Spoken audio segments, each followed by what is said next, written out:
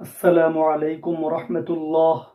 রাসূল সাল্লাল্লাহু আলাইহি ওয়াসাল্লাম যখন ঘুমাতে যেতেন তিনি ডান হাত গালের নিচে রাখতেন এবং এই দোয়াটি 3 বার বলতেন।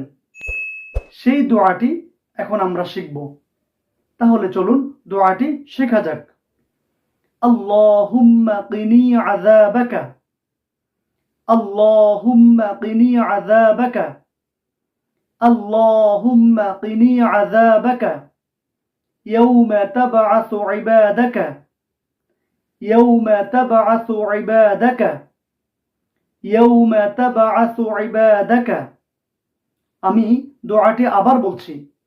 আল্লাহুম্মা কিনি আযাবাকা ইয়াউমা তাবআসু ইবাদাকা। প্রিয় দিনী ভাই এবং বোনেরা, এই দোয়াটি শিখে আমল করার মাধ্যমে আমরা আমাদের আমলনামাকে ভারী করব।